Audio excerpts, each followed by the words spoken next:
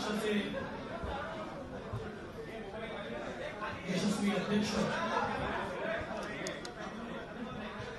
श्री अमित शहा आणि आमचे मार्गदर्शक शिवसेना पक्ष प्रमुख आदरणीय उद्धवजी ठाकरे या ठिकाणी मंचावर उपस्थित भारतीय जनता पार्टी आणि शिवसेनेचे सर्व ज्येष्ठ नेते, त्याचप्रमाणे मंचावर जागा कमी असल्यामुळे या ठिकाणी उपस्थित असलेले सर्व ज्येष्ठ नेते मंडळी आणि उपस्थित पत्रकार बंधूंनो, आपल्या सर्वांनाच याची कल्पना आहे की शिवसेना आणि भारतीय जनता पार्टी हे दोन्ही पक्ष 25 वर्ष युतीमध्ये एकमेकांसोबत सातत्याने महाराष्ट्राच्या आणि देशाच्या राजकारणात वावरले आहे. काही मुद्द्यांवर आमच्यामध्ये मतभेद झाले असतील, परंतु सैद्धांतिक दृष्ट्या हे दोन्ही पक्ष हिंदुत्ववादी पक्ष आहेत आणि त्यामुळे आमचा मूळ विचार हा मात्र सारखा राहिलेला आहे. आणि म्हणूनच इतके वर्ष आम्ही एकत्रितपणे महाराष्ट्राच्या आणि देशाच्या राजकारणात सोबत राहिलो. मागच्या विधानसभेच्या निवडणुकीच्या वेळी काही कारणाने आम्ही सोबत राहू शकलो नाही, परंतु त्यानंतर गेली 4.5 वर्ष केंद्रामध्ये आणि राज्यामध्ये आम्ही एकत्रित, केंद्रात एनडीएचं सरकार आणि राज्यामध्ये देखील एनडीएचं युतीचं सरकार हे आम्ही एकत्रितपणे त्या ठिकाणी चालवतो. आणि आज ज्यावेळी देशामध्ये काही लोक एकत्रित येऊन एक संक्रमणाची अवस्था तयार करण्याचा प्रयत्न करतायत आणि विशेषतः राष्ट्रीय विचारांना आव्हान देण्याचा प्रयत्न करतायत, त्यावेळी राष्ट्रीय विचारांचे पक्ष हे एकत्रित आले पाहिजे ही जनभावना देखील होती आणि त्याच जनभावनेचा आदर देखील या दोन पक्षांनी राखलाय. आणि आम्ही पुन्हा या ठिकाणी लोकसभा, विधानसभा सर्व निवडणुकांकरता एकत्रित येण्याचा निर्णय घेतलेला आहे. हा निर्णय घेत असताना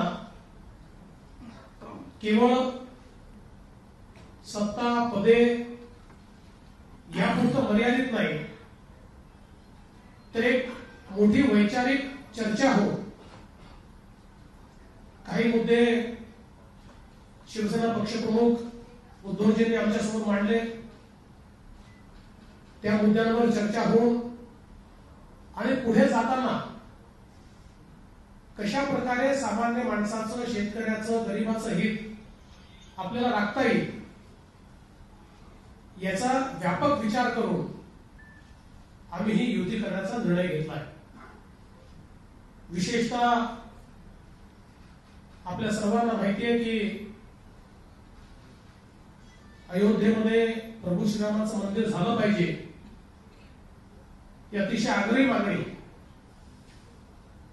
माननीय उद्धवजींनी या ठिकाणी केलेली आहे आणि भारतीय जनता पक्षाचं त्याला पूर्ण समर्थन आहे. कारण त्या ठिकाणी राम मंदिर व्हावं आणि ते लवकरात लवकर व्हावं याबद्दल दोन्ही पक्ष हे पूर्णपणे आग्रही आहे.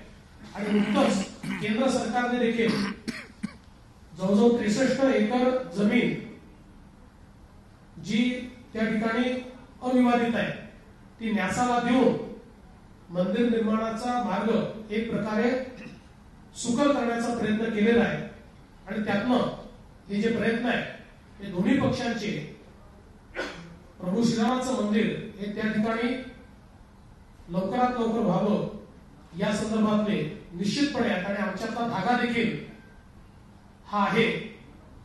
आणि म्हणून या सगळ्या व्यापक गोष्टींचा विचार करत असताना विशेषत्वाने महाराष्ट्रातले आमचे जे शेतकरी आहेत यांच्या हिताच्या संदर्भातले निर्णय हे झाले पाहिजेत. या संदर्भातला जो काही आग्रह माननीय उद्धवजींनी सातत्याने ठेवला आणि विशेषतः महाराष्ट्रामध्ये आपण छत्रपती शिवाजी महाराज शेतकरी सन्मान योजना या अंतर्गत कर्जमाफी महाराष्ट्राच्या शेतकऱ्यांना दिली. जवळजवळ 50 लाख शेतकऱ्यांना आपण ही कर्जमाफी दिली. तथापि काही शेतकरी हे तांत्रिक कारणामुळे किंवा विविध बाबींमुळे या योजनेपासून वंचित राहिले. काही ठिकाणी बँकांनी पाहिजे त्या प्रमाणात सहकार्य केलं नाही. अशा प्रकारच्या गोष्टी उद्योजकांनी त्या ठिकाणी लक्षात आणून दिल्या आणि म्हणून आम्ही हा निर्णय केला आहे की जे लोक अशा प्रकारे तांत्रिक कारणामुळे सुटले असतील किंवा ज्या ठिकाणी बँकांनी सहकार्य केलं नसेल त्याचा त्वरित आढावा घेऊन त्या संदर्भातले निर्णय घ्यायचे आणि अशा सुटलेल्या सर्व लोकांना या कर्जमाफीचा उचित फायदा मिळाला पाहिजे. या संदर्भात जे काही आवश्यक निर्णय असतील ते निर्णय हे लवकरात लवकर आम्ही त्या ठिकाणी घेणार आहोत आणि तो फायदा देखील त्यांना मिळेल अशा प्रकारचा प्रयत्न या ठिकाणी होणार आहे. यासोबत केंद्र सरकारने अतिशय चांगली पीक विमा योजना तयार केली आणि या योजनेमध्ये महाराष्ट्रामध्ये साधारणपणे आतापर्यंत 12,000 कोटी रुपयाचा विमा हा शेतकऱ्यांना मिळाला. पण त्याच वेळी काही कंपन्यांनी ऑफिसेस जे डिसेंट्रलाइज पद्धतीने उघडायला पाहिजे होते ते उघडलेले नाहीत आणि त्यामुळे शेतकऱ्यांनी नेमकं तक्रार कुठे करावी हा एक प्रश्न आहे. आणि म्हणून त्यातनं अनेक शेतकरी त्या संदर्भात अनभिज्ञ आहेत आणि ते तक्रार करतात आणि म्हणून आम्ही असा देखील निर्णय घेतला की या संदर्भात कृषी विकास केंद्र किंवा अशा कुठल्या तरी सक्षम जागी प्रत्येक जिल्हा स्तरावर पीक विम्याच्या संदर्भात लोकांची शेतकऱ्यांची तक्रार नोंदवून घेणे आणि त्यासोबत ती तक्रार सोडवणे याकरता एक इफेक्टिव्ह मेकॅनिझम हे आम्ही त्या ठिकाणी तयार करणार आहोत आणि त्या माध्यमातून शेतकऱ्यांचे जे प्रश्न आहेत हे प्रश्न सोडवण्याचा प्रयत्न आहे. यासोबत आम्ही हा देखील निर्णय घेतलाय की आता केंद्र सरकारने शेतकऱ्यांना थेट खात्यामध्ये 6,000 रुपये देण्याचा निर्णय घेतलाय. अशा प्रकारचे शेतकरी हिताचे जे निर्णय आहेत या निर्णयांना प्राधान्य द्यायचं हा या युतीच्या संदर्भात आमच्या बोलण्यांमध्ये प्रामुख्याने विषय आला आणि त्याच्यावर चर्चा करून तशा प्रकारच्या काही योजना या देखील भविष्यात आम्ही त्या ठिकाणी निश्चितपणे घेणार आहोत. यासोबत एक अत्यंत महत्वाचा मुद्दा नाणारच्या संदर्भातला हा शिवसेनेकडनं मांडण्यात आला आणि रिफायनरीला किंवा उद्योगाला विरोध नाही तर स्थानिकांचा त्या ठिकाणी जमीन देण्याला जो विरोध आहे त्या स्थानिकांच्या पाठीशी आम्ही उभे आहोत. त्यामुळे जर असा प्रकल्प करायचा असेल तर ज्या ठिकाणी लोकांना विश्वासात घेऊन करता येईल त्या ठिकाणी तो केला पाहिजे. आणि म्हणून मागच्याच काळामध्ये आम्ही या संदर्भातलं ऍप्लिकेशन पूर्णपणे थांबवलं होतं आणि आता ही जी काही या ठिकाणी शिवसेनेच्या वतीनं बाब ठेवण्यात आली ती आम्ही मान्य केलेली आहे आणि त्यामुळे आता ज्या ठिकाणी लोकांची मान्यता असेल अशाच ठिकाणी हा प्रकल्प केला जाईल आणि इथली जी प्रोसिडिंग आम्ही थांबवलेले आहेत ते प्रोसिडिंग हे त्याची पुढची कारवाई करून ते नलिफाय करण्याच्या संदर्भातली कारवाई जी आहे ती देखील करण्याच्या संदर्भातला निर्णय हा या ठिकाणी आम्ही घेतलेला आहे. यासोबत विशेषतः मुंबई सारख्या ठिकाणी आमचे जे 500 चौरस फुटामध्ये राहणारे जे आमचे नागरिक आहेत यांच्या टॅक्स मधनं मुक्ती देण्याच्या संदर्भात महानगरपालिकेने एक प्रस्ताव केलेला आहे आणि त्या संदर्भात राज्य सरकारची त्याला मान्यतेची आवश्यकता आहे. पहिल्या टप्प्यामध्ये आम्ही 500 स्क्वेअर फुटाच्या आतले जे लोक आहेत त्यांना ही टॅक्स मुक्ती देण्याच्या संदर्भात मान्यता देणार आहोत आणि भविष्यात यापेक्षा जास्त जरी करता आलं तरी करण्याचा प्रयत्न हा निश्चितपणे आम्ही त्या दृष्टीनं करू आणि त्याही संदर्भातला जो काही निर्णय आहे तो निर्णय आपण घेतलेला आहे. अनेक निर्णय आहेत, खरं म्हणजे सगळे निर्णय आता आपल्याला हळूहळू कळतीलच, पण हे निर्णय मी याकरता सांगितले की ही जी चर्चा आहे ही व्यापक जनहिताकरता झालेली चर्चा आहे. ही केवळ पदांकरता झालेली चर्चा किंवा सीट वाटपांकरता झालेली चर्चा नाहीये, तर व्यापक जनहिताचे जे मुद्दे आहेत हे सगळे मुद्दे एकत्रित घेऊन आणि या ठिकाणी आम्ही एकत्रित देण्याचा निर्णय घेतलेला आहे. आणि पुन्हा एकदा या देशाचे पंतप्रधान आदरणीय मोदीजी यांच्या नेतृत्वाखाली ज्या प्रकारे एनडीएच्या सरकारनं गेले 5 वर्ष काम केलं आहे त्याच प्रकारे पुढच्या 5 वर्षात देखील हे एनडीएचं सरकार माननीय मोदीजींच्या नेतृत्वाखाली या ठिकाणी यावं आणि देशहिताचे निर्णय त्या माध्यमातून व्हावे अशा एका व्यापक हितातून हा निर्णय या ठिकाणी आम्ही घेतलेला आहे. आता जी काही युती झालेली आहे त्या संदर्भात आमचा निर्णय असा झाला आहे की लोकसभेकरता या ठिकाणी शिवसेना 23 जागा लढेल आणि भारतीय जनता पार्टी 25 जागा लढेल. विधानसभेच्या संदर्भातला आमचा निर्णय असा झालेला आहे की आमचे जे मित्र आहेत यांच्याशी चर्चा करून त्यांच्या जागा निश्चित करू आणि उरलेल्या ज्या जागा आहेत त्या अर्ध्या अर्ध्या जागा शिवसेना आणि भाजप या ठिकाणी लढेल. आणि गेल्या 5 वर्षात आम्ही जे काही काम केलेलं आहे आम्हाला विश्वास आहे की जनता पुन्हा आम्हाला निवडून देईल. त्यामुळे पुन्हा सरकारमध्ये आल्यानंतर पद आणि जबाबदाऱ्या याची समानता राखण्याचा देखील आम्ही निर्णय केलेला आहे आणि त्या दृष्टीनं जे पद आणि जबाबदाऱ्या ज्या सांभाळण्यात येतील त्याही समान पद्धतीनं सांभाळण्यात येतील हाही निर्णय या ठिकाणी आम्ही केलेला आहे. आणि मला असं वाटतं की एकूणच आमच्याकरता आता या बाकी गोष्टी गौण आहेत, याच्यामध्ये काही जर कुठे कन्फ्युजन तयार झालं तर माननीय उद्धवजी आणि माननीय अमित भाई हे दोघं सक्षम आहेत, ते निर्णय घेऊ शकतात. ते निर्णय घेतील तो अंतिम निर्णय असणार आहे, पण कुठलंही कन्फ्युजन आता आमच्यामध्ये नाही. आम्ही सगळ्या गोष्टी नीट चर्चा करून या ठिकाणी त्याचा निर्णय केलेला आहे. ज्या गोष्टी तुम्हाला सांगता येतील त्या सांगितलेल्या आहेत. काही गोष्टी कालांतराने तुमच्यापर्यंत पोहोचणार आहेत, कारण एवढी यादी काही वाचता येत नाही. त्याच्यामुळे मला असं वाटतं की आज आमच्या सगळ्यांकरता हा एक अत्यंत आनंदाचा दिवस आहे की पुन्हा एकदा व्यापक जनहिताकरता आणि त्यासोबत राष्ट्रीय विचाराचे पक्ष हे या ठिकाणी एकत्रित आलेले आहेत. मी या निमित्ताने माननीय उद्धवजींचे आभार मानतो, माननीय अमित भाईचे देखील आभार मानतो. आज महाराष्ट्र में और देश में भारतीय जनता पार्टी और शिवसेना इन दो पार्टियों ने फिर एक बार साथ में आने का निर्णय लिया है.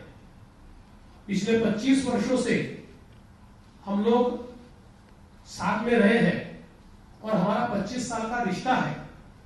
किन्हीं कारणों से पिछले विधानसभा के चुनाव में हम लोग साथ नहीं रह पाए, बावजूद उसके देश में एनडीए के माध्यम से और यहां पर भी महाराष्ट्र में एनडीए के माध्यम से, युति के माध्यम से हम लोगों ने साथ में सरकार चलाई है. कुछ विषयों के ऊपर हमारे मतभेद हो सकते हैं, लेकिन सैद्धांतिक रूप से ये दोनों पार्टियां हिंदुत्ववादी पार्टियां हैं और राष्ट्रीय विचारवादी पार्टियां हैं. और आज जब देश में राष्ट्रीय विचारों को आह्वान देने का, चैलेंज देने का प्रयास हो रहा है, उस समय ये लाजमी है कि इस प्रकार की राष्ट्रीय विचार वाली पार्टियां साथ में आए और देश हित में और समाज हित में हम लोग फिर एक बार साथ में इन आह्वानों को और इन चैलेंजेस को स्वीकारें और उसका मुकाबला करें. और इसी दृष्टि से आज हम लोगों ने तय किया है, भारतीय जनता पार्टी शिवसेना लोकसभा और विधानसभा दोनों चुनाव साथ में लड़ेगी. लोकसभा में भारतीय जनता पार्टी 25 सीटें लड़ेगी, शिवसेना 23 सीटें लड़ेगी। विधानसभा में हमारे जो कुछ अन्य दोस्त हैं उनसे बातचीत करके उनकी जो सीटें हैं उन सीटों को छोड़कर बची हुई सारी सीटें ये बीजेपी और शिवसेना ये इक्वल शेयर लेकर लड़ेगी और आधी आधी बांटकर लड़ेगी।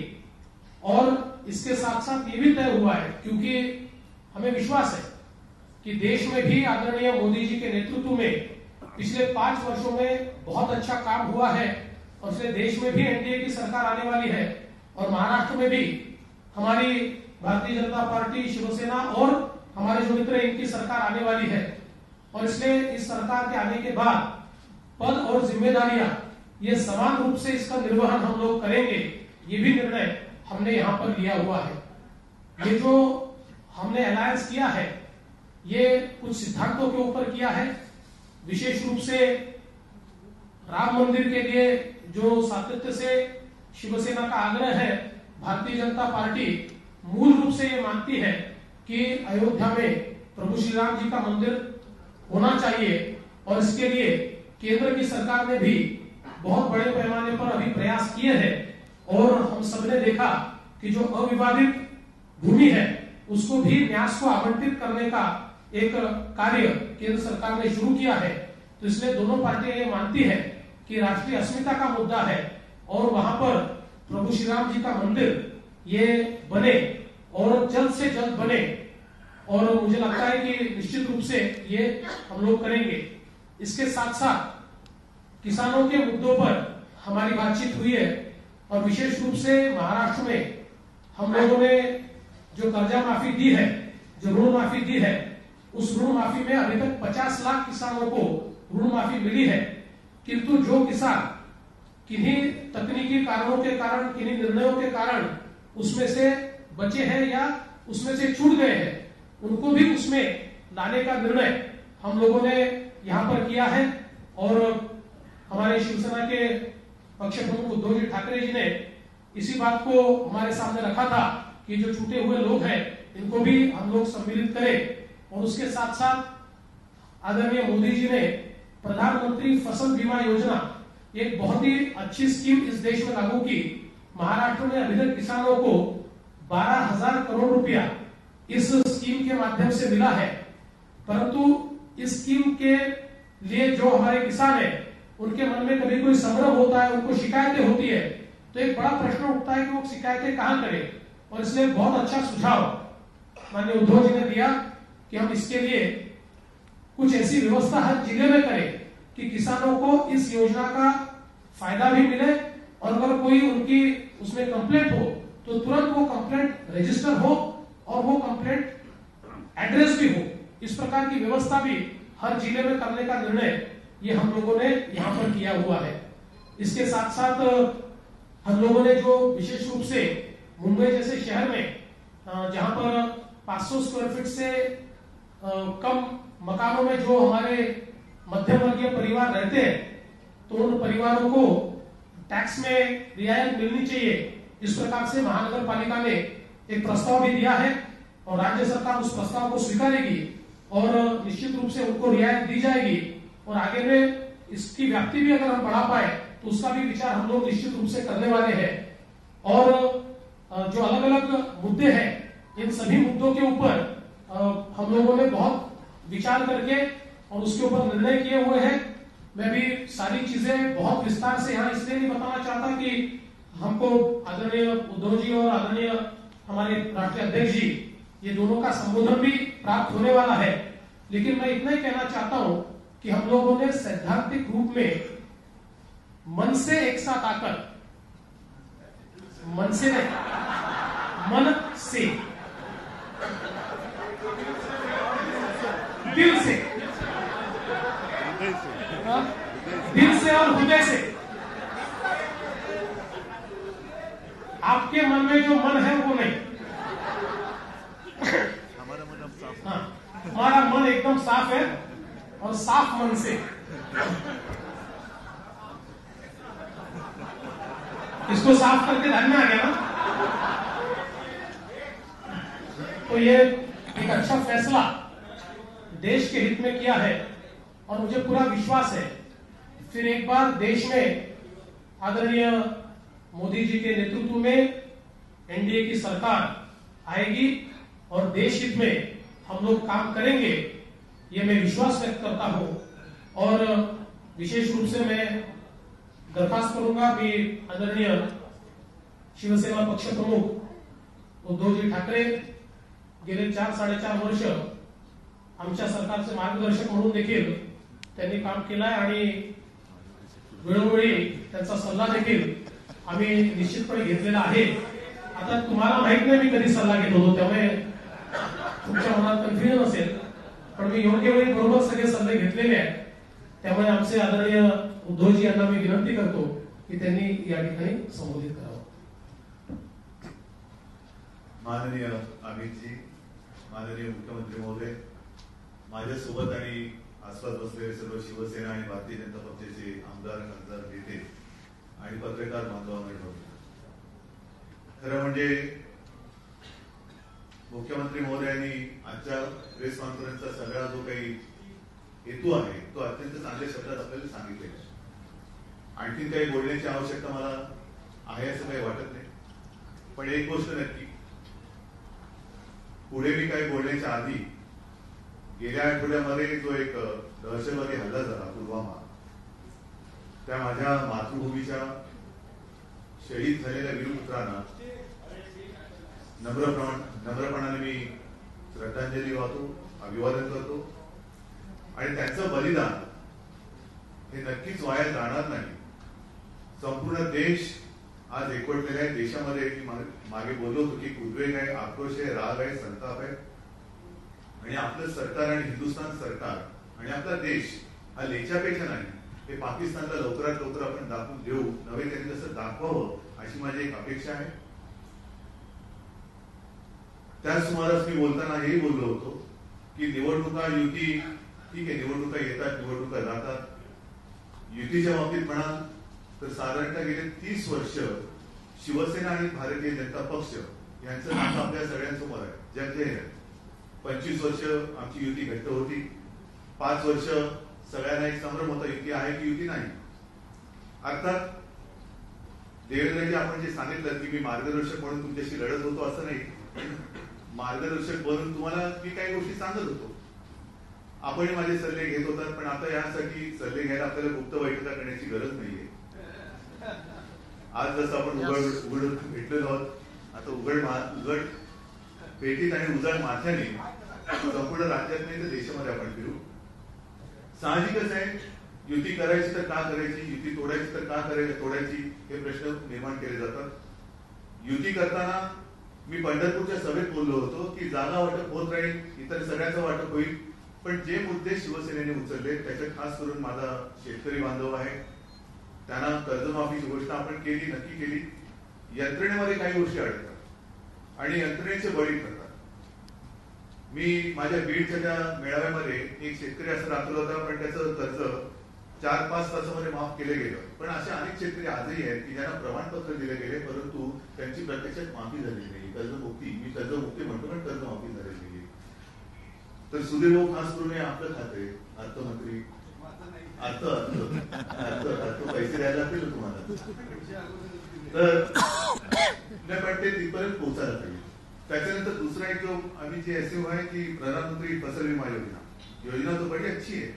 गांव में जो उनके एजेंट है उन्होंने पूरा हफ्ता, आपल्याकडे हप्त्याला फार महत्व आहे, हप्ता वसूल केला गेला, पण ज्या वेळेला नुकसान भरपाई देण्याची वेळ आली तेव्हा लक्षात आलं की त्या गावातच नाही तर जिल्ह्यामध्ये त्या कंपन्यांचे ऑफिसेस असतील। तर अशा काही गोष्टी ज्या आहेत त्या मला प्रत्यक्षाने जाणवल्या। खूप गोष्टी आहेत, सगळ्या गोष्टी काही आता बोलत बसत नाही, पण महत्वाचा मुद्दा जो एक आपल्या जवळचा आहे की ज्याच्यावरनं आपली युती तेव्हा झाली होती की युती 25-30 वर्ष टिकली, तो म्हणजे राम मंदिर। आम्ही जी राम मंदिर का जो मुद्दा है वो तो हमने उस वक्त भी उठाया था, सेना भारतीय जनता पार्टी उस वक्त पहली बार इकट्ठा हुई थी, तो हिंदुत्व का मुद्दा था, राम मंदिर का मुद्दा था। आता त्या मुद्द्यावरती सुद्धा देवेंद्रजींनी सांगितले की ती अविभाजित जागा त्या नॅसला दिली गेलेली आहे।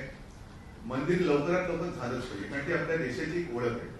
देशात राज्य कसं चाललंय तर रामराज्य आहे आमच्या देशात. रामराज्य म्हटल्यानंतर रामाचं मंदिर असलंच पाहिजे, म्हणून त्या बाबतीत तर शिवसेनेचा आग्रह आहेच.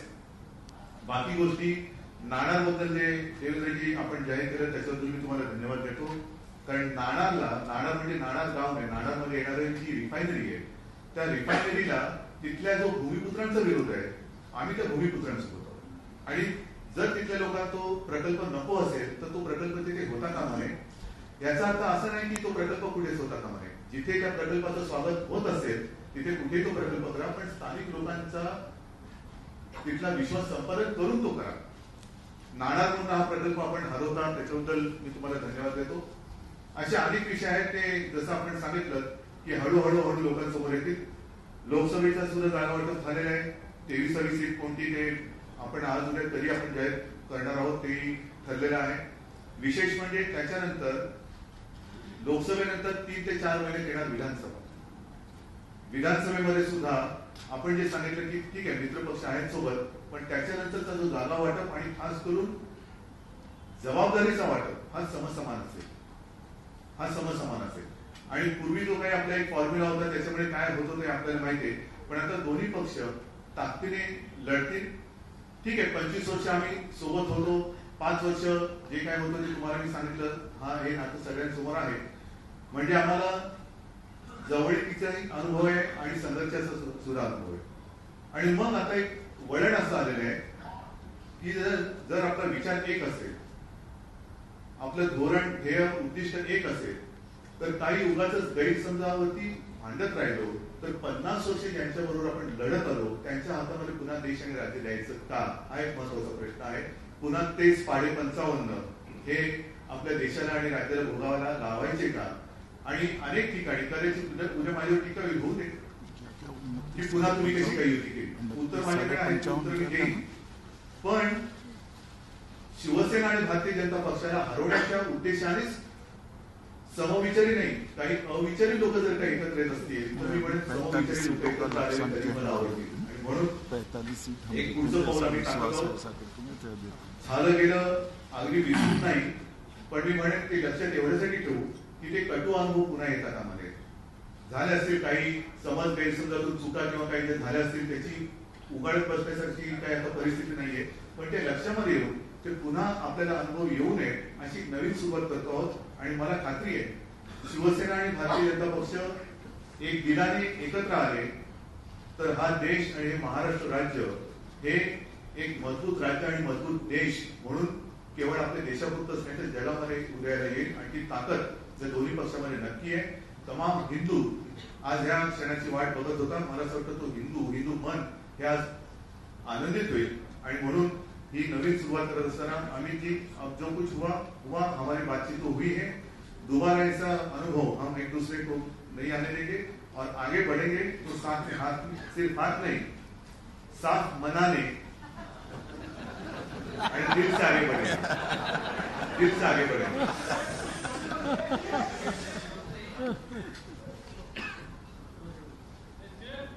मित्रों, इस आनंद की घड़ी में आप सब यहाँ हैं, मैं आपका स्वागत करता हूं. आज भारतीय जनता पार्टी और शिवसेना के करोड़ों कार्यकर्ताओं के मन की इच्छा की पूर्ति हो रही. सभी कार्यकर्ता चाहते थे कि सेना और भाजपा एक युति बनाकर लड़े और केंद्र में और महाराष्ट्र में फिर से सेना भाजपा युति एनडीए की सरकार बने. आज शिवसेना अध्यक्ष, हमारी महाराष्ट्र की टीम और अंत में मेरे साथ भी सभी पक्षों का डिटेल चर्चा विचार होकर हम लोगों ने ये युति करने का निर्णय किया है. देवेंद्र जी ने युति के जो आंकड़े और कौन कितनी सीटें लड़ेगा ये बात आपके सामने स्पष्ट रखी है, मैं इसको रिपीट करना नहीं चाहता.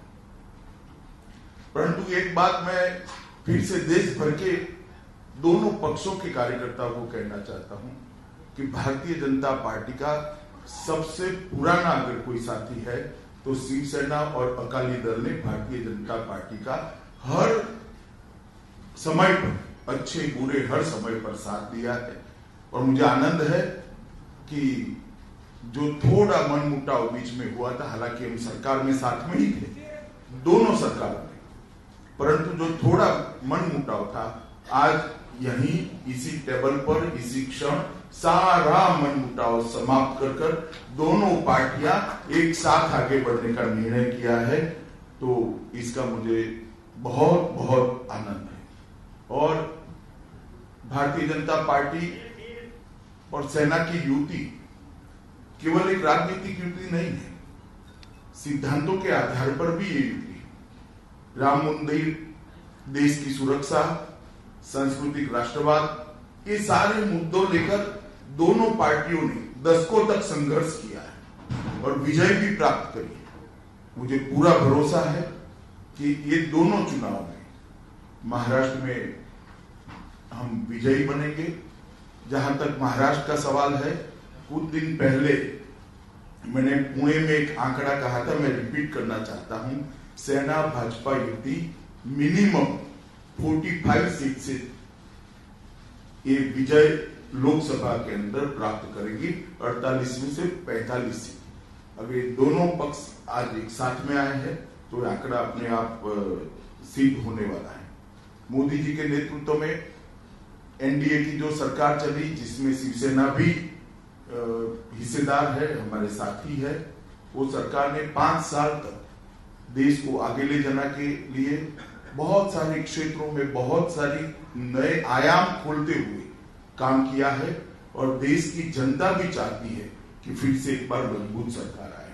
उसी तरह से देवेंद्र फडणवीस के नेतृत्व में भाजपा सेना की जो यहाँ पर सरकार चली, उसने भी सबसे बड़ा काम किया है कि भ्रष्टाचार को महाराष्ट्र में से उखाड़कर फेंकने का काम किया है।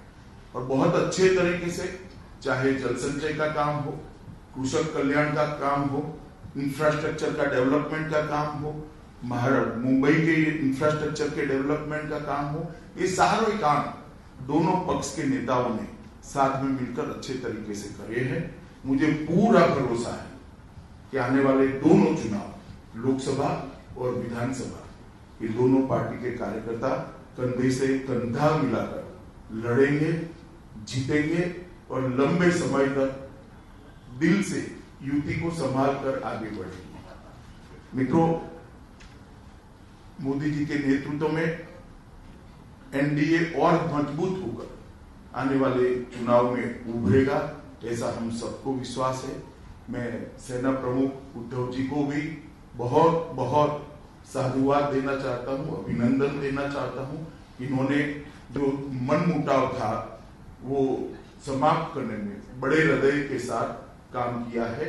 और भारतीय जनता पार्टी के प्रदेश यूनिट ने भी, हमारे अध्यक्ष जी और मुख्यमंत्री ने भी इसको बड़ी धैर्य के साथ इस गुत्थी को सुलझाकर आज इस जगह पर हम पहुंचे हैं। आने वाले दोनों चुनाव दोनों पार्टियों के कार्यकर्ता बूथ स्तर पर एक साथ मिलकर लड़ेंगे तो निश्चित ही हमारा विजय का रास्ता प्रशस्त होता है।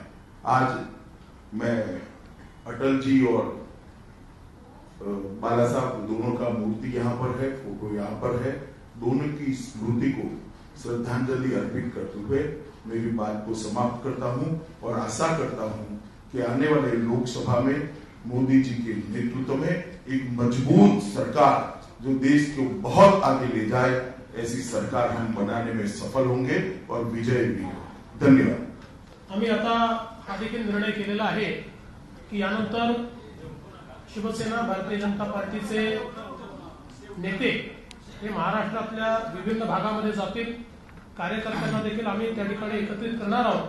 पण त्याचसोबत सगळ्यात महत्त्वाचा निर्णय आम्ही असा घेतलाय की आता राज्यातल्या दुष्काळी भागामध्ये शिवसेना आणि भारतीय जनता पार्टी एकत्रितपणे आम्ही सरकार म्हणून तर काम करतोच आहोत, पण पक्ष म्हणून देखील या दुष्काळी आमच्या जनतेला कशा प्रकारे जास्तीत जास्त मदत करता येईल त्याचा प्रयत्न देखील आम्ही करणार आहोत। त्याची योजना देखील आम्ही तयार करतो आणि आता संपूर्ण राज्यव्यापी अशा प्रकारचा एक दौरा देखील आमचा या निमित्ताने होणार आहे।